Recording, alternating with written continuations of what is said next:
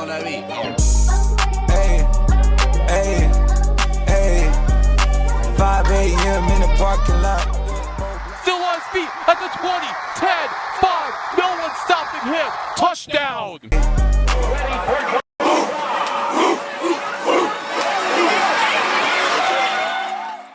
Welcome back to this week's Westfield Sports Show. We're your hosts, Callie and Adrian. This week's Athletes of the Week are Kelsey Haverluck and Oliver Church. Great job representing our school and its athletics. It has been a crazy and busy week of athletics, so we have a lot to talk about. The 38-18 win as the Rocks started off strong and never took the foot off the gas. Last week, we talked about how Noblesville is a very run offense, as they did just that last Friday, attempting little passes. Only 7 completion with 13 attempts. Tyler Holmes led the way rushing with 60 yards on 18 carries. The total for rushing yards was 54 attempts for 168 yards. Westfield a strong run and passing game. Gabe Arambolas had himself a game, 2 touchdowns. One was a 50-yard touchdown. Micah Webster started off with a touchdown, then Owen Wright had a field goal to make it 10-0. Let's not forget about the defense as they made sure the Millers could never come back. A strip ball and then Keegan Krupp with a fumble recovery. But to end the game, Drew Law pick 6 to the house. This week, the Rocks faced Hamilton Southeastern, whose record is 3-1. They lost to Fishers on Friday in a close game, 37-35. We have seen Fishers take down the last 2 opponents Westfield has faced. We'll see them in a couple of weeks at Fishers. HSC had most of the touchdowns on the ground and only 1 passing. Fishers will be an exciting game to look into, but for this upcoming week at HSC, some players I'm looking out for are Carter Reed. Although he's a sophomore, his performance has been impressive, along with Azariah Wallace, their strong running back, Hugo Belmont, kicker, Mason Alexander, DB. All will be great players to watch, including, of course, QB Chandler Weston, as he has been very decisive and accurate. This should be a great matchup. Yeah, it should be. And for Westfield, it's another rushing team. And if they do what they did against Noblesville, it could force them to use a passing game. But let's not underestimate them. They have great wide receiver targets. As long as they stop HSC's offense and then produce points on Westfield's drives, Westfield should be in a good place for this game. Moving on to girls golf, they took the win at Bloomington North Invite. The team shot 299 and Kelsey Haverluck brought home first with a score of 68. Addie Coy was right behind there with a score of 70. Last week, boys tennis beat Noblesville 4-1, and then 2 days later beat Fishers 2-3.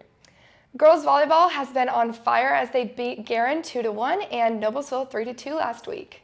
Girls cross country got 5th at the Ben Davis Invite. Sam Plummer led the way with a 24th place and a time of 21:26. Girls soccer tied Noblesville last week 1-1 in a tough matchup. Moving on to a new segment we have in the show is Alumni Spotlight. Andrew Liskey, playing at Butler, had an interception on Saturday night. Another one is Micah Hauser at Indiana State University, had 7 tackles to make a personal single game high.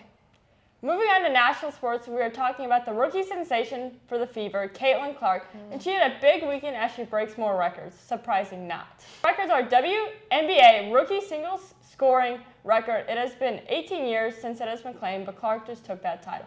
Most double digits games by a rookie in WNBA history. Finally, most assists in a single season. This season's not over yet, but man, does she have control of this game. Caitlin Clark has been the topic of discussion for a while now in the WNBA and just continues to prove herself day in and day out.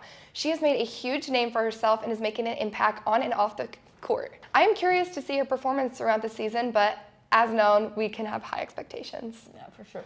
The Colts took another loss, week 2 versus the Green Bay Packers. Had a very slow start. It looked like it could get ugly, but they closed the gap to the game and had hope. The hope ran out as the time ran out, and they lost 16-10. It could have been worse, though. A very sad game for Miami, the Dolphins and Bills game, losing to the Bills 31-10. Miami started off strong, but after their first quarter, we couldn't keep up.